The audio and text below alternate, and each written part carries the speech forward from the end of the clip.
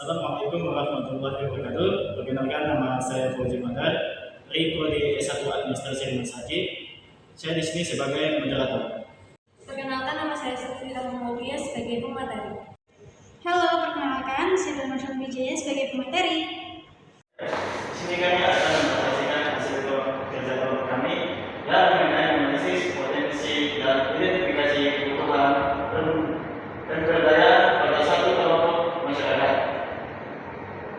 Nah, latar belakangnya, pemberdayaan masyarakat adalah proses strategis untuk mengubah kondisi sosial ekonomi dengan memberikan kekuatan, pengetahuan, keterampilan, dan sumber daya agar masyarakat mandiri dan berkelanjutan.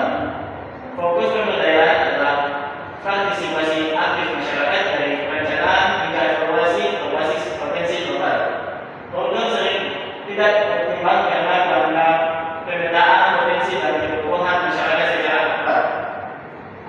Analisis potensi dan kebutuhan diperlukan agar program tetap sasaran dan efektif untuk pembangunan sosial ekonomi berkelanjutan. Selanjutnya itu adalah rumusan masalah. Yang pertama, bagaimana kedapatan dalam menjelaskan mediasi dalam pemberdayaan masyarakat. Yang kedua, bagaimana kedapatan dalam mengorganisasikan pemberdayaan masyarakat. Yang ketiga, bagaimana kedapatan dalam memformulasikan kegiatan pemberdayaan yang sesuai dengan kondisi masyarakat. Yang keempat, bagaimana kedapatan dalam menjelaskan kemanfaatan keterampilan yang ada dalam kelompok masyarakat. Yang kelima, bagaimana kedapatan dalam menjelaskan bentuk fasilitas untuk kelompok sasaran.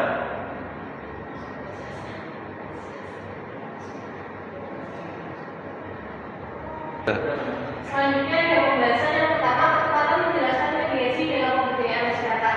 Mediasi adalah peran fasilitator yang menjembatani masyarakat dengan pihak eksternal.